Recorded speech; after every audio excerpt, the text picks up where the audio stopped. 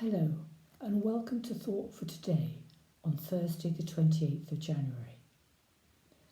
As we continue to focus on God's promises, I'll be looking today at the wonderful promise that when we're anxious, God will give us peace that passes all understanding. It is hardly surprising that at this present time, in the midst of the pandemic, we are prone to feeling anxious from time to time. We may be worrying as to what will happen if we or our family catch the virus, or we may be concerned about our job, how to manage homeschooling alongside work, or whether we can pay the bills. In an article I read last week, it was reported that there's a 42% increase in people feeling anxious every day. And surprisingly, the biggest increase is in older people, who are feeling cut off from family and friends and are less connected with technology. In another statistic I read that 91% of all our worries and anxieties never materialise. So worrying really is a waste of time and energy.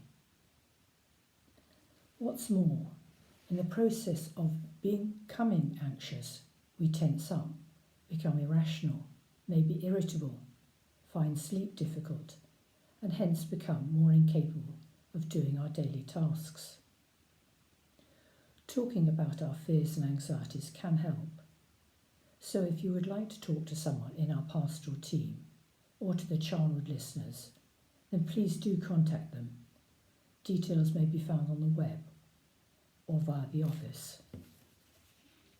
In Philippians chapter 4, we are urged to give our anxieties to God. Simply committing our worries and anxieties to God isn't that easy or straightforward. Our natural reaction is to try and solve our problems and worries. But we know that worrying in itself never achieves anything, it just makes matters worse.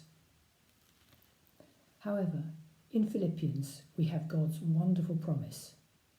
Do not be anxious about anything, but in everything, by prayer and petition, with thanksgiving, present your requests to God. And the peace of God, which transcends all understanding, will guard your hearts and minds in Christ Jesus. God does not promise that we will be immune from anxieties, but instead he does promise that he will give us peace to manage and that he will always be with us. So we're urged to pray, giving our worries to God and then leave them with him. We are not to hold them back. Give them to God in the knowledge that he is in control.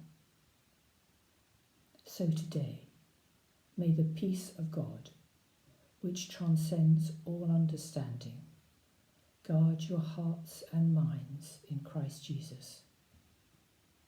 Have a wonderful day.